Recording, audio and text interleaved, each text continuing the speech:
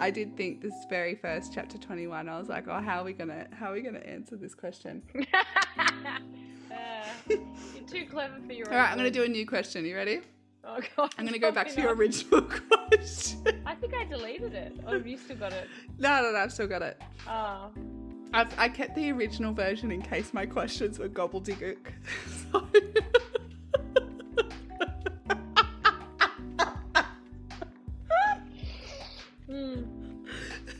Which clearly they are.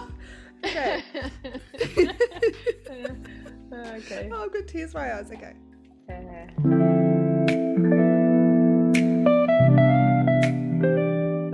Hey book lovers, we are Ellen and Sarah, and this is Besties and Books, where we drink wine, share laughs, talk fantasy, and all the stories that steal our hearts. Today's episode, we'll be continuing with Fourth Wing by Rebecca Yarros and looking into chapters 21 to 30. Now, this is a spoiler warning. If you have not read Fourth Wing or any of the books in the Emperyean series, because we will be referring to other books throughout this episode, then be warned, this episode does contain spoilers. So switch off now if you have not read this series. So with that being said, let's get into today's episode. So let's get into chapter 21. As Violet becomes accustomed to Liam's constant presence, she develops a begrudging like for him.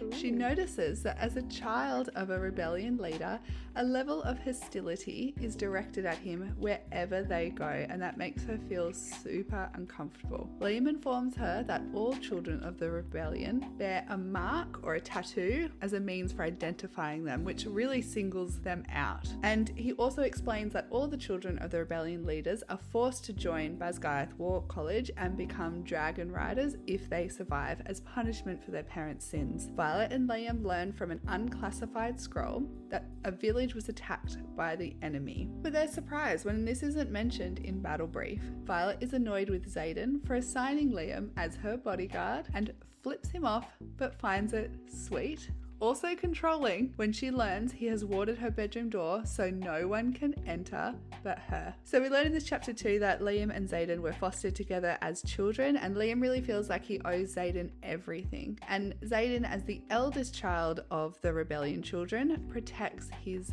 own. So this shared emotional, deep, dark past bonds the two of them together like brothers. How does Violet respond to the lack of information provided at battle brief? Ooh, when she knows that they're withholding information. Yeah. Well, initially, I think she's just surprised that the attack's not mentioned, particularly given that she thought the information was unclassified. So then she just, and I think this is a very typical female trait, she just assumes that she was wrong and she must have missed the classification, and oh whoopsie, it must have been a higher classification than I originally thought, because what other explanation is there? Obviously she was wrong, I think is her first. And we need to stop doing that, by the way.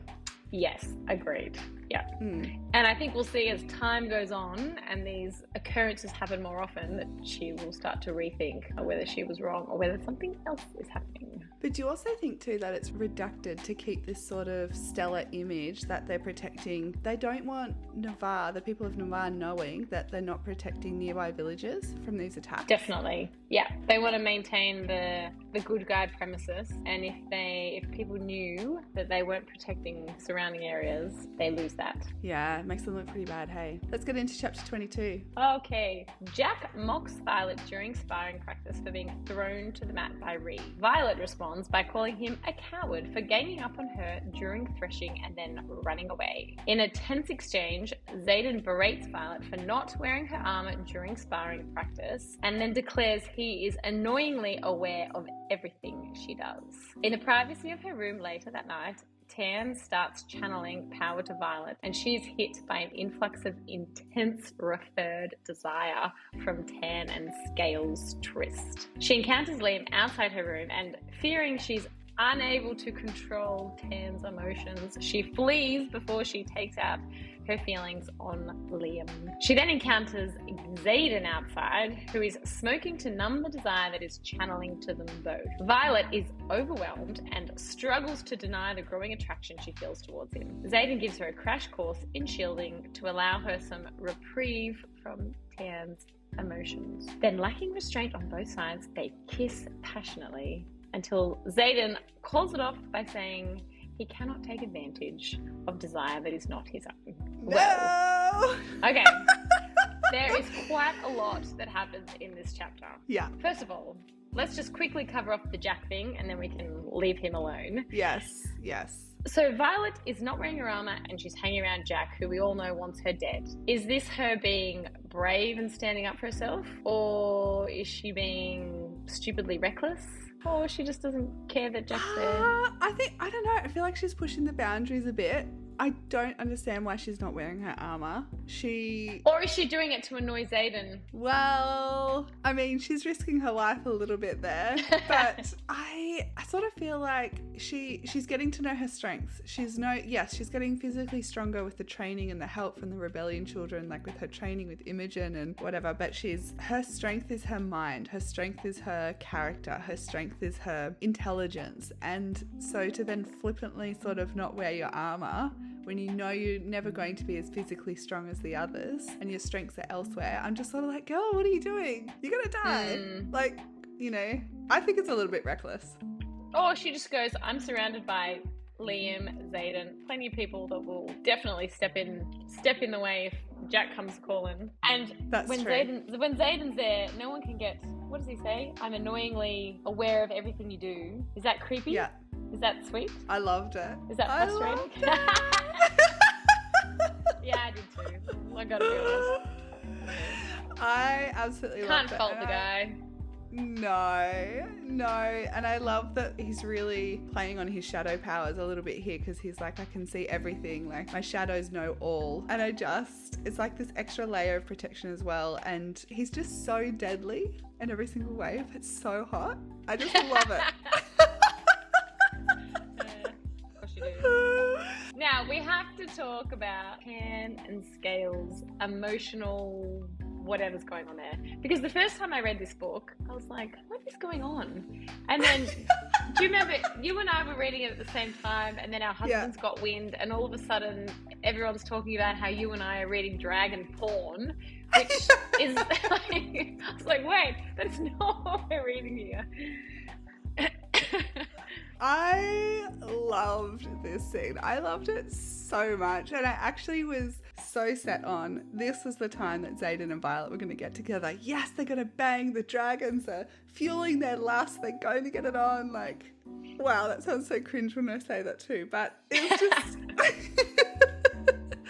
I really thought Xaden and Violet are going to like confess their feelings for each other. They're going to sleep together and it's going to be like fireworks and love and it's all consuming and it's going to be shadows and this was like, they come together initially. It is, but I was so annoyed they broke it off. I was so annoyed that it ended at the kiss. I was like, this is the moment. This is like, he's trying to calm his desire down by smoking. Like, does it get hotter than this? Like, do you know what I mean? Like, this would have been a great scene for their first sort of tryst together. But then didn't you find the fact that he called it off and then he tells her she has to go inside because he can't go inside and leave her here on his own? Didn't you find that like a hot moment too? He's too respectable. Okay. Just rip her clothes off. No, I do agree. He did the right thing, and whilst I did want them to get together, he did earn a brownie point for that. His reasoning was solid. Yeah. But it was a great scene. They just set it up for another day, right? Yes. And hopefully, you know, it's their own emotions rather than being the power or their desire being funneled from the dragons. Well, we don't want to spend the next 10 chapters, both of them agonising about how the other one didn't want to hook up with them, but they did because of the dragons and blah, blah, blah. So we avoided that whole True. That would have annoyed debacle. Me. Yeah, agreed. That would have just dragged it out unnecessarily. Actually, on that too, and Rebecca Yarros has mentioned that we need to reflect on how old the characters are. I think they're in their early 20s from memory, so they tend to make decisions that, you know, older, wiser adults wouldn't make. But I certainly didn't enjoy the immaturity sort of playing a part. It doesn't play as part as much in Fourth Wing as it does in Iron Flame. It really sort Agreed. The lack of communication and arguing in Iron Flame drove me insane as much as I loved that book. But even towards the end of this book, when we get to those chapters, we can talk about it, because bits of that annoyed me as well with their just, oh my goodness. Yes. But anyway, it added to the suspense, I suppose. Sort of, but I don't know. For me, it was taken just that little bit too far. You know, I played like I didn't enjoy it. Let's get into chapter 23. So Violet discusses events of the previous night with Ree, her new bestie, and including her kiss with Xaden. She's concerned the kiss might make things weird between them, given they'll be stuck together for the rest of their careers. Actually, it's probably more like the rest of their lives. If their dragons are mated and they can't be without one another, like this is permanent. Yeah. So Dane accuses Violet for trusting Xaden more than she trusts Dane. No shit at this point. She ponders this and she realizes that he's right, but her feelings for Xaden are complicated, and at least she can make sure that she can trust him with her life, unlike Dane Atos, who would not step in for her. Violet grows increasingly frustrated with Xaden for not acknowledging her kiss and seemingly ignoring her since that night. Violet learns that she'll face Jack in the next challenge and makes Liam promise not to interfere or to go to Xaden. Oh, I remember being on the edge of my seat when I found out. I was like, you have to tell Xaden, you're facing Jack tomorrow. I know. Oh, she's determined to face whatever happens. Violet and Jack take to the mat. Jack appears to be getting the upper hand by forcing energy into Violet that shocks her like 1,000 stings. This was foreshadowing that I did not pick up on. Violet responds by shoving a vial of oranges into his mouth and he collapses to the ground. Violet wakes in the infirmary later that night to Xaden glaring at her.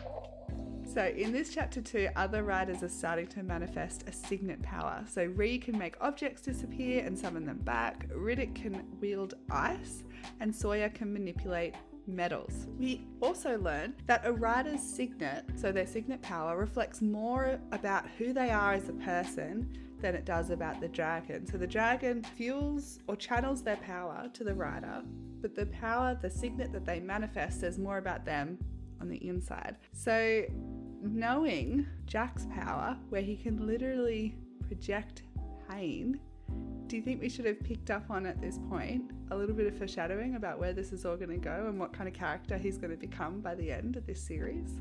Well, I do remember reading this for the first time and not really being sure what happened with Jack. I was like, are we supposed to know what's happened with this weird power? Like I was just remember being confused. What's going on here? But if that's true, that your signet reflects, what does it say about Riddick? He's ice. Ice cold baby. I know. He's that life of the party. How does that work? You're right. When I was reading this, I was like, hang on a minute. We've said it reflects more about the person. And, you know, Violet goes on, when she finally gets her signet later on in the book and it's lightning, she's like horrified, right? But then we should have known her power was lightning. Because remember we read the other day that Tan's name actually means thunder. Remember that post I sent you? Oh, that's right. If we spoke ancient Gaelic, we would have known. Like, we should have known. And Riddick's dragon's name... Damn us for not knowing that language. Riddick's dragon's name... Didn't that one mean humour? I think. Oh. And he's the funny one. Like, all the dragons' names, apparently, according to this random Instagram post, which could be completely wrong. So don't take us at our Straight word. from TikTok. Yeah. But it seems like a lot of the dragons' names in ancient, when you translate the ancient Gaelic meaning, it sort of has a significant meaning. So Tan's means thunder. I was like, oh, maybe Riddick's name means ice. But when I Google it, it says from the smooth field. So it obviously has nothing to do with ice. I guess ice is a smooth surface, maybe. I don't know. I think that's a bit of a stretch. Oh, maybe. Oh, do you know, I didn't even, until I saw your question here, I didn't even know Jack's signet was pain projection. Me either. I was like, did I miss this? Yeah, I didn't know that. I thought, oh, okay. I think I Googled it later and it was like, oh, Jack's signet is pain projection. Like, of course. And then all these other points that are sort of clicking into place. And I realized that, yes, that's true. But then as we learn later with the channeling, I don't know. I'm a bit confused because I'm also like, well, how does this work? Wouldn't he just put Violet in pain at any time? Like, what's maybe he has to touch her to channel the pain. Does he? Yeah, I don't know. Yeah, why doesn't he just injure her from afar? Maybe someone else will know and they can tell her. Yeah, or in a fight or something. But yeah, no, that one's to be good. Oh, actually, if he was pushing pain into her at this point, then he was already involved with the venom. And remember how they wanted her alive? That's what I thought in hindsight, like looking back at this chapter. Yeah. Oh, he was sucking power out. I thought he was sucking power out of her because he was venom, which I didn't think until the end of the book when you realise he's venom.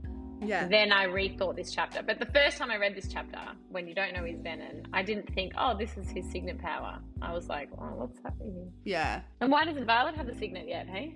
What's that about? I sort of thought this was going to lead into, like, you know how they say if you don't generate a signet by a certain time, you sort of explode and you die? I was sort of thinking, like, you thought they were going to kill her off? No, not kill her off, but I thought they'd leave it to the last moment and there'd be this big dramatic scene where, like, I don't know, maybe Xaden's in a conflict or something and she's like, the power's sizzling inside her and she's ready to explode or whatever. I never guessed it would be lightning though. I can't remember what I thought it would be. I don't know. I don't remember having like a opinion. But yeah, I didn't think it would be lightning. I thought it would be something to do with her smarts or the scribes or retaining information somehow. Or I thought she'd be like truth seeker, because I think it already in the book. Oh, you messaged me about this. Yeah, or you told me in person, yeah. I think because from very early on you sort of get a very clear picture of her that she's like upfront and honest and likes the truth with all this redacted information. She doesn't like secrets. So I thought she'd have something to do with information or like revealing information or uncovering secrets, some special ability. But didn't think lightning either. Do you think also with Xaden sort of ignoring her after the kiss, do you think this was the first sign of that immaturity we were talking about earlier? Yes, definitely. Yeah. And I think in hindsight, he's got a lot going on and he's got a lot of secrets and he's as much sort of attraction as there is between them. I think he's just, I can't really deal with this. So let's just go silent on it, which obviously doesn't really work, as we'll find out. But yes, I think a conversation could have probably worked a bit better. Yeah, let's go into chapter 24. Okay, chapter 24. Xaden is frustrated. Violet didn't tell him she would face Jack in a challenge, but does not complain at her use of oranges to take him out temporarily. Their conversation turns to their kiss, and Xaden declares it a mistake, as it will complicate their working relationship. Realizing he doesn't quite trust anyone else to fully train and prepare Violet for combat, he decides to take charge of her training. Their sparring sessions become more demanding, pushing Violet to her limit. He utilizes his shadows to prepare Violet for unpredictable combat scenarios and gifts her a Tyrish dagger he had made for her, which is better suited for her body type. Violet remains without a signet power, but continues to hone her combat and magical abilities under Xaden's mentorship. Xaden and Violet encounter Violet's mother, General Sorengale, and other high-ranking officials. They inquire about Andana's abilities, but Violet deflects their questions to protect Andana. So, Xaden, what are you doing calling the kiss a mistake? I guess we talked about this before. This is so annoying. What is he doing? I just feel like it was 2 steps forward, 10 steps backwards at this point. And this made me more frustrated that they didn't just get it on when their dragons were getting it on. And sort of like the respectable decision of walking away or saying like, let's do this properly. It just all got erased by when he said this was a mistake. I remember this annoying me. And then is it confusing when he then gifts her, here's a dagger and I'm the only one that can train you? I loved the gift. Although I remember, yeah. When he pulls out his dagger that he has designed to be perfect for her body type because she's small.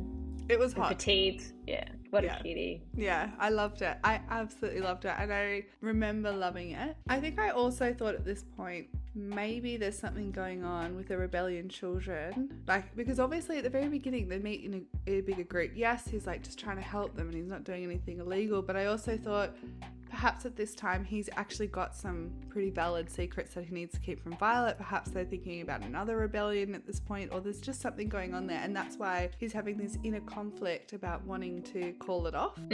What about the fact that she didn't tell Xaden about her fight with Jack? Should she have told him? That was immature. Was that... Although, I agree, because I think along the way he has shown time and time again. Does she owe him though? No, but I think he would have stood. I think if she told him, "I'm going to be fighting Jack," realistically, what could he have even changed it? No. Like, I don't think he could have stopped it. So what harm would it have caused if he'd known? And I think he would have probably just worked with her in different ways to make sure that she knew Jack's weaknesses, etc., and maybe tailored the training for the Jack fight instead of just keeping it from him to the last minute. Like, I don't think he would have stopped it. He's always been, you need to fight for yourself, you need to improve. Yeah. Like, I don't think he would have taken the Do you think fight she wanted to prove herself at this point? Like, as being a bit I think she did, but I don't think keeping him from knowing changed that. I think she still would have proved herself. And he never doubted her. Like, we're not talking about Dane here, we're talking about Xaden. Like, he has full belief in her. Like a Dane. I don't care about Dane. Dane. Like father, like son. Yeah. Yeah. You know how Violet's lying to the general, including her mother, at one point. What do you think this says about loyalty and growth? Was this a hint to you that she's siding more with the rebellion children after learning everything that occurred and how they're forced into Basgaya? Well, I think there's a few things. So I think lying about Adana or not telling them about Adana's power, I think that's nothing to do with Xaden and his crew. I think that's just purely, I'm not allowed to give up her secret. Doesn't matter who it is. And then obviously she's, there's been quite a few things along the way she hasn't told, like the secret meetings with Xaden's crew. And then obviously getting attacked in her room, she didn't tell her mum about. I think not telling her mum about the involvement that she's had with Xaden's crew is definitely, she's feeling more empathy for them. And I think she knows where they stand in her mother's eyes, and they sort of can't do anything wrong because they step one foot out of line and they're all going to be in big trouble. So I don't know necessarily whether she's allying with them, but she's not allying against them. I don't think she wants to see any sort of negative persecution of them. So I don't know that she's consciously aligning herself more with Xaden and his crew just yet. Yeah, okay. Do you think she is? I thought a little bit at this point. And look, her mother's not doing her any favours, like accusing her that she basically hijacked Tana and then she's other male. Greeting her as Cadet Sorengale instead of saying, Violet, how are you? I don't know, she's sort of digging her own hole here as being a bit heartless and definitely. Okay, chapter 25. So during the annual squad battle, squads are tasked with stealing something their enemies would find advantageous without any instruction from squad leaders. Violet's squad decides to target General Sorengale's, her mother's, office. She has everyone list their signets and they make a plan to use their unique abilities to infiltrate the office and avoid detection. So searching the office for information, which they have deemed to be the most important asset, they settle on a war map detailing troop movements. The squad arrive in the battle brief room with minutes to spare, and Violet notices Xaden watching her with curiosity and expectation. Violet presents the map to everyone's surprise and mayhem erupts. Xaden watches on and tips an imaginary hat to Violet. Oh, love it! I love that part. So good. Oh, so good. What do we think is really being demonstrated about Violet in this moment when she's targeting her mother's office? But it was just felt like such a fuck you moment to her mum. I think it definitely could be interpreted. When I read it, I didn't see it so much as that. I saw it more as, because I feel like along the way, while she's got certain moments where there's like an emotional response to her mother, a lot of the time, and I feel it comes through in this chapter, this is purely about the bold sort of calculating person she is and realizing that information is the best sort of item that they can source for this mission, and she knows she's going to get that from her mum's office. So I think it is like a byproduct of that is that it isn't fuck you to her mum, but I think her motivation as I interpret it is more just, I'm just like, the cold hard facts are that information is the key, and that's what I'm going to get. That is how I read it. Such a badass moment, hey? Yeah, she's so good. But even still in this scene, I don't know if you remember, but she's like super against harming anyone. So she tells everyone in her squad, basically, you do what's necessary to get into her office, knock them out, lock them in a cupboard or whatever, but don't bring much harm. So still at this point, she's in a war college, she's a dragon rider now, she's not prepared to hurt anybody. Yeah. And I love that about her. Girl, it's very empathetic. But I was Oh, also you like, didn't like it about her? No, it wasn't that I didn't like it. It was like, at what point, like, I was just ready for her to snap. I'm like, this snap moment has got to happen because she cannot get through this war without harming anyone. When is this moment going to happen? I thought this might have been it. Like when she was trying to sneak into the office and the guard's blocking her way and saying, no, you can't go there. I was just like, I'm ready for this. I'm ready for this moment. For her just to go loose. Yeah. This was a very tense scene for me. And I was like, oh, what's going to happen? I also thought it was brilliant. The information thing and like the troops, like how advantageous would that be if the enemy's got a hold of the map showing exactly where all the troops were? Yeah, like that. And again, would be... I think it shows again that when they're led by intelligence rather than just brute force. Like I think some of the other groups kidnapped certain people, whereas they went, which would have required more brute force, but they opted for the sort of the stealthy intelligence option, and it paid off. They won. Yeah. And she got the little head tilt from Xaden. That was so hot. I was just like, oh, this is so good. It was just like such a moment like, yeah, you did good, and I knew you'd do good because you're Violet Sorry Girl. So good. What do you think about Violet's leadership skills versus Xaden's? Because Xaden's brutal. We've talked about this before. He's brutally honest. He's basically like, if you don't do this, you're going to die. Whereas Violet's like, don't harm anybody unless it's... Well, actually, she just blatantly says, don't harm anyone. But this is the information we need to get. They are two opposing leadership styles. That's true. Do you know, I've actually never thought about that. And I wonder whether...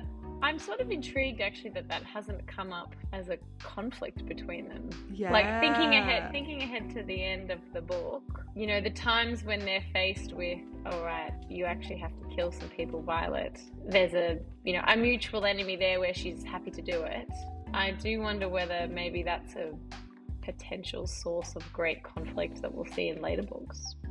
Maybe. But don't you think too, like, this conflict would have made so much more sense in Iron Flame rather than the communication issues that they had? Yes. Oh, yeah. I really liked Iron Flame, but the comms between the two of them, by the end of it, I was just very, very, very frustrated.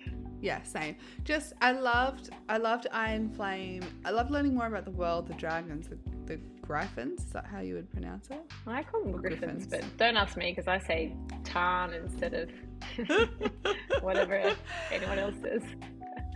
Also, Fourth Wing, I loved. God tier read, but Iron Flame, that ending changed my brain chemistry. I did not see that coming from a mile. Like, I didn't. I remember reading it and I was gobsmacked, and I went into like this depression mode for like a week where I was like, I don't know what to do. Like I don't think we knew when the third book was coming out at that point. And I was like, what is this ending? Like, I just don't. Yeah, how long do I wait for now? Because we read the first book, 2 books back to back, didn't we? Yeah. Yeah, they were both out. That's right. Yeah. All right, let's get into chapter 26. Chapter 26. From winning squad battle, Violet's squad are granted a week-long tour of a forward outpost. The outpost commander welcomes them and gives them a tour of the outpost before introducing them to the riders they will be shadowing. One of whom happens to be Mira, Violet's sister. The sisters embrace, and Violet suddenly feels overwhelmed by everything that has happened in 9 months. Parapet, threshing, being selected by 2 dragons, rivalry with Jack, connection and attraction and confusion with Xaden. Violet irrationally laughs that she didn't die and Mira didn't become an only child, as the rest of the squad watch and comment that Sorrengails are strange. 2 nights later, Mira helps Violet and Ree sneak away from the outpost to visit Ree's family who live close by. Mira had deduced that Violet was up to something as she was acting strange at dinner, so she switched her shift to keep an eye on them. Violet asks Mira how long mated dragons can spend apart as Xaden walks out of the shadows, responding it's about 3 days. I love that he shows up out of nowhere. I love him. He's one of my favourite male main characters. I agree. Yeah. Oh, love it. So I think the first thing that strikes me about this chapter, apart from Mira, I love the reunion with Mira. I love it. Oh, it's so nice. Especially considering we thought Violet in the first year, she doesn't get to even write letters to her family for 12 months. So obviously seeing her sister after 9 months is a huge sort of overwhelming moment. It's very relatable. There's the grief, relief, pride, all mixed up together. But then the next thing that strikes me about the chapter is 9 months. Is that the time that's gone? Because so much has happened. Yeah. When we think of the girl who couldn't even pick up her backpack and fell over on the stairs with it. Yeah. Isn't it wild? It's crazy. I also love how Rebecca Yarros wrote this. Like, there was no point in time from memory going through the chapters where it was like, and 2 months later, and 3 months later, and 2 weeks later. Like, there was no time jumping. I really dislike that in a book. Where it's just like, these time jumps are happening and you're like, hang on, what happened in there? Yeah. I want to know, like, it doesn't make a lot of sense to me. Whereas where it sort of seamlessly flows and then you're like, all of a sudden, oh, it's 9 months later.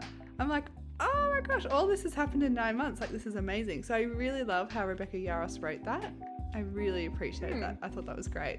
So there's also a moment in this book where, in this chapter, where Mira obviously picks up on the tension with Violet and Dane, and Violet confesses to Mira that Dane wouldn't let her change, and that's what's sort of caused the rift between them, which I think does bring up a point about relationships changing, and, you know, those that maybe you grew up with and were friends with as children, then they're not necessarily going to be in your lives in the same capacity long term. Yeah, this topic hits home really hard. Like, basically when friends stop growing with you and like you just naturally sort of grow apart, you get different interests, and you also just change as a human being later. And perhaps the way that, you know, you played together as young kids or even in your teenage years in high school, and then when you're an adult and things have happened in your life, maybe even traumatic things, and perhaps you don't treat each other super well, or you don't believe in one another, which is sort of what's happening with Dane and Violet, and you sort of create this rift is sort of created, right? Where you're like, well, we've grown apart not only in our common interests, but now you're just not even supporting me unconditionally in this moment. Like, I've got to let you go because this is just bringing me down. This is just toxic at this point, and it's not serving me as a person. It's not allowing me to grow as a person. But making that decision to keep that person as arm's length is a really hard one. It doesn't mean you don't love them anymore. It just means that your relationship has changed and it's different now, and you need to grow as a person. Yeah. Actually, I saw there's a lady I follow, this is off topic, a lady I follow on Instagram who's a relationship therapist, and she put up a quote the other day, and she said, I've been married to, oh wait, I'm going to forget the quote. Oh, that's right. I have been, oh wait, I lost it again.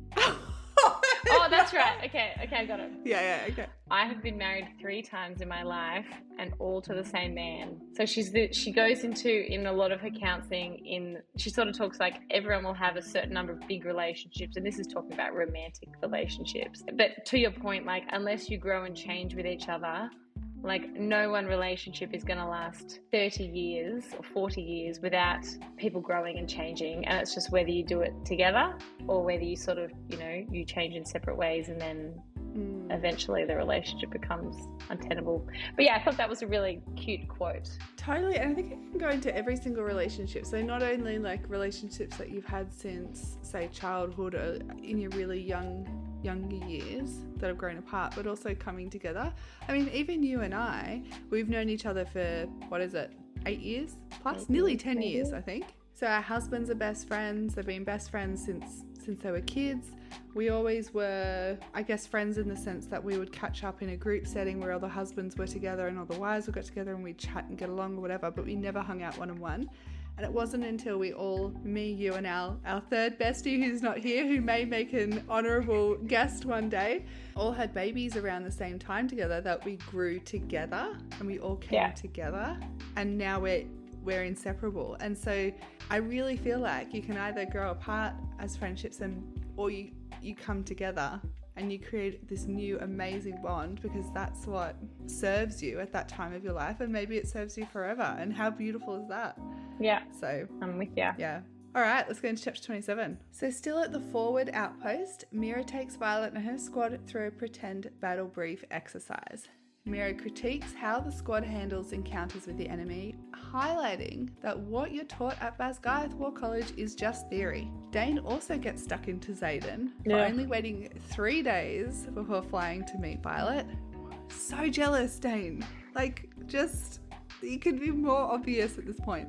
Violet bites back at Dane, claiming their dragons can't stay away from each other for any longer, and Xaden completely shocks Violet by speaking directly into her mind love, and implies perhaps it's actually Violet that Xaden can't stay away from.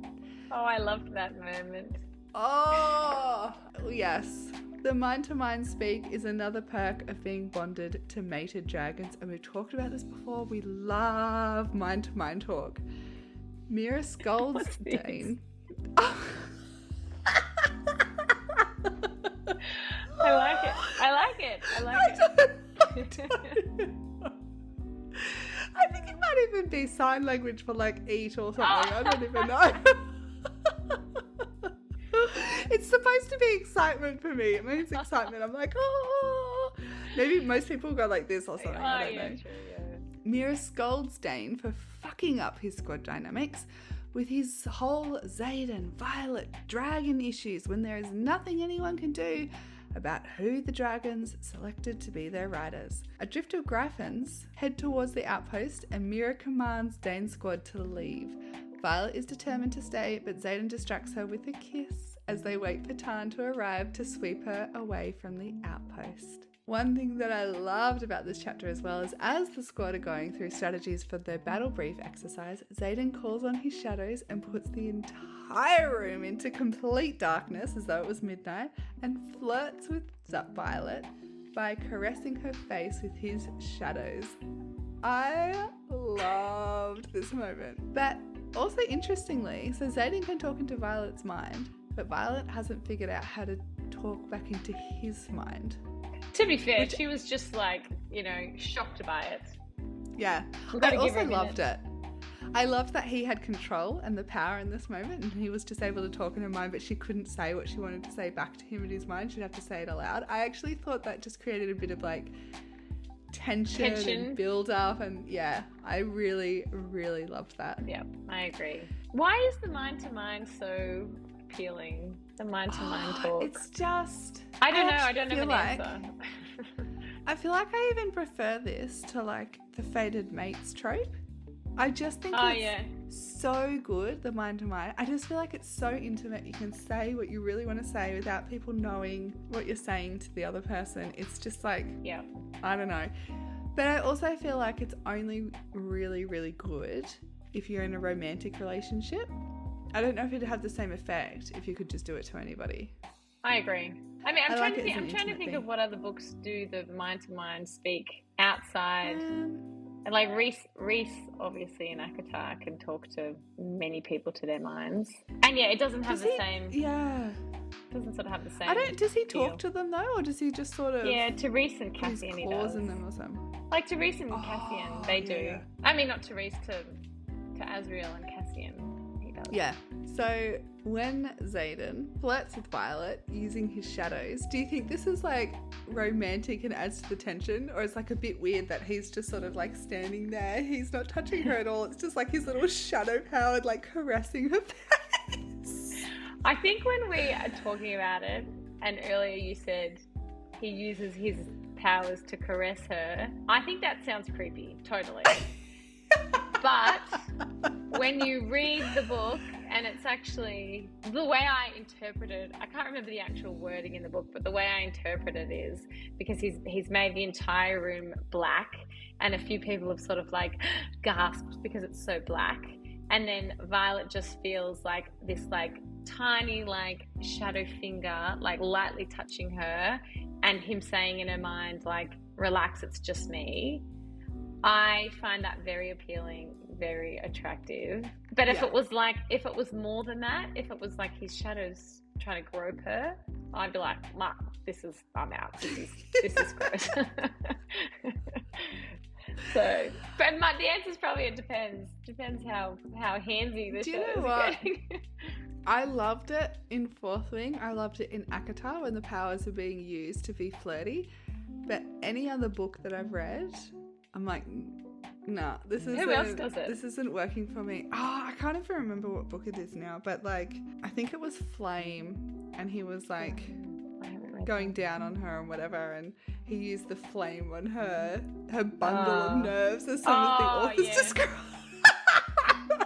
Do you know what? Stop saying that, by the way. We might need to do an episode on like the most overused like fantasy lines or something. Do you know what other like couple of words SJM uses all the time is to her credit or to his credit?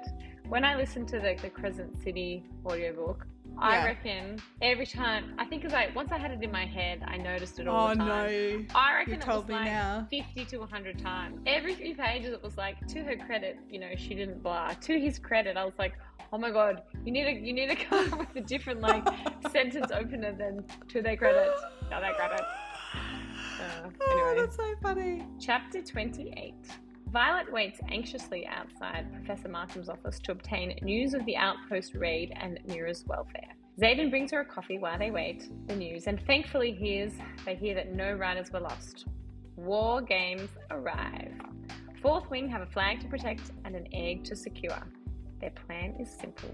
Play to their strengths, passing the flag around so other wings don't get a chance to see who's carrying it. As the squad goes to mount their dragons, Violet stops and gawks at Tan, who is wearing a saddle. I hear it's all the fashion, Tan brags. Violet protests the saddle, saying it is not allowed and everyone will know that she can't hold her seat. Xaden bluntly tells her that everyone already knows that.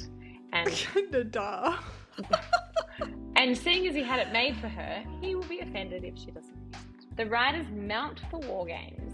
As they uncover where the enemy's egg is, Violet sees Jack jump from his own dragon to Liam's dragon, thrusting a sword into Liam before kicking him airborne. What the fuck? Violet channels Andana's power, stopping time to save Liam as Tan plucks him from midair. Then she turns her attention to Jack, as rage and revenge give her focus. Violet summons a bolt of lightning, unleashing it towards Jack, and watches as he falls down in an avalanche of rock. Tan roars with pride, "Lightning wielder!" At least that's how I imagine he says it. Holy moly. What a great chapter. Oh, it was so good. Do you know what? The war games, I'm going to bring back my Harry Potter references here, but they reminded me of the Goblet of Fire, where Harry has to try and steal the dragon catch the egg. Yeah, true. Yeah. I forgot about that. It was the first, it really reminded me of that, and I couldn't get out of, that was sort of the imagery that was sort of playing in my mind when I was reading this chapter. But also, did you think Jack was dead when this happened? Totally. 100%. Did you? Yeah. Yeah, okay. Because I didn't think he was going to become a key bad character. I think I was just like, oh, he's the annoying sort of enemy character back when she's early days, doesn't have any power, you know, and then as the book progresses and her strength and character progresses, she's obviously going to get like bigger, stronger, badder enemies. I just didn't see Jack as being that figure. So I was like, yep, cool, get rid of him. And then the next sort of enemy figure will come on screen. So I thought he was dead. You didn't? You obviously knew? No, because, I mean, maybe it's just the reading history that I've got is unless there's a body and unless you're looking at a body, I always presume they're not dead yet or they're not dead. I'm like, because, you know, you often get that trope of the person you think is dead is coming back to life. So no, I wasn't convinced that he was dead. And unless I see a body, or even there's like this, the moment of grief in the book isn't fleshed out enough and isn't strong enough and doesn't bring that huge emotive response. Like they don't dwell on it. There's more to come. Yeah, I'm like, they're coming back. One thing that I also need to add to this chapter that didn't come up through the quick read through is that Violet speaks mind to mind back to Xaden for the very first time.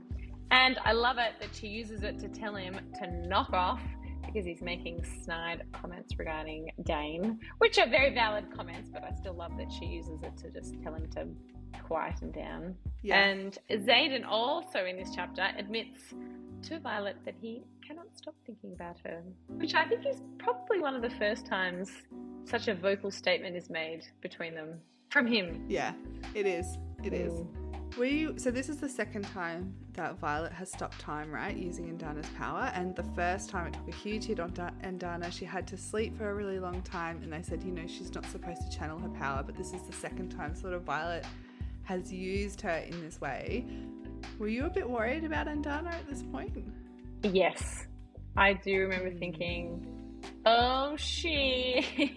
Yeah. What's gonna happen? And then I actually had this real fear that they would sort of get Liam, but then he would still die, and then Indana, whatever sort of negative consequences were going to hit her. So I was just like, oh no one's getting out of this situation. Like, it's bad on both fronts. I don't think I ever thought that Indana was going to die, but I thought this is bad. Well, because they haven't, I guess, even though there was the warning she can't channel too much, I'm not sure that they ever have said what would happen if she did channel. Is it just death or was it something else? No, I think it was just highlighted that it was just they're not supposed to. I think that was constantly said, like they're not supposed to. There's a reason why Feathertails aren't supposed to bond. But isn't that what actually happens at the end of the book when she channels too much and then she grows rapidly? That's the side effect, right? Which we don't find out till next book. Yeah, that's right. Yeah, okay. Cool. Chapter 29. So Violet reels in the aftermath of Jack's apparent death. She killed Jack. Also, this annoyed me, by the way. I was like, stop, woe is me, you've killed someone, like, you finally snapped, but he deserved this, like, just move on. Oh, yeah, like, I know. Do you know what I mean? Like, I was just a bit annoyed about her whole woe is me at this point. But she finally has a signet, and she's really upset because when she uses her signet for the first time, she uses it to kill a person for the first time. You sound so she sees, I'm just like, he deserved to die. Do you know what I mean? Like, yeah. But yeah, her inner dialogue, I think, in this chapter was annoying. But read on. Xaden has some good comments for her. True. Nausea takes hold of Violet and she retches. Tarn and Dana support her by reminding her that she saved Liam and what she did was absolutely necessary. Dane attempts to also comfort her by telling her she never has to use her power again if she doesn't want to. But Xaden steps in, pulling her away from Dane, and confirms, Violet, you are a weapon. And after seeing her display of power, the leadership won't let her lay low. But it's a power like Violet that is going to save lives. It's going to defeat armies. It's going to defeat the enemy before they even get a chance to harm civilians and innocent people. Violet is recovering in her room later, working through her emotional turmoil with daggers and a target board. She confesses to Xaden that she's not mad that Jack is dead. She's mad that him being dead has changed her, so he's still affected her even after he's died. But Xaden responds and says that while she may have gained power today, she hasn't lost agency. I love that line. Oh, so good. So good. And very true. Can I actually stop saying so good? I think I've also exacerbated that phrase this episode. He encourages her to release her emotions, whatever she needs to do. He's prepared for a fight, but instead she chooses to vent her frustrations by kissing him. So in this chapter we learn as well that Xaden actually already suspected that Violet's signet was lightning. Did you pick up on it? Because I think after... No, I didn't. And I actually never suspected it would be lightning because of her mother had the ability to control storms. And I thought that would be too closely connected. So it wasn't even something that I at all considered. Ree also questions Violet how she could reach Liam so quickly to save his life. But Violet can't tell Ree, or feels like she can't tell Ree, that Indana's power stops time and she feels guilty for lying. What do you think it means when Xaden says, Violet, you're a weapon? Do you think that empowers her, or do you think that sort of dehumanizes her experience and sort of pushes her emotions to the side and basically doesn't validate them at all? Oh, I think he's obviously trying to be empowering. I don't think it's dehumanizing, because I think he does make it very clear that you may be a weapon, but you're not a brainless, soulless weapon. You know, if someone's going to have this skill, like, it's better off being you that has it, someone that actually cares for human life and has compassion, because she's never going to use it recklessly. Yeah. I certainly never read it and thought, ooh, I wonder if she's going to interpret that in a negative way. Did you? I agree. I don't think it was dehumanizing. I think she's valid in being upset that her power is killing people when she's tried. Well, not her power is killing people, but she views it as more of a weapon. Yeah, and she doesn't want to be that. In saying that, I totally take Xaden's point of view, and I just feel like she just needs to step into this role now and her new power, and sort of, it doesn't change her. She's not going to all of a sudden go out there and start killing the masses and innocent people. She's in control. Like you said, she still has agency over her own body. Do you know what will be interesting is because so far, I'm thinking even in sort of the next book, she becomes more comfortable using her lightning against venom. But has she used it against other humans? Like, I think the first time where they're in a battle where she's actually fighting other humans, I wonder how she'll go, if she'll revert back to, actually, I don't want to use it against people.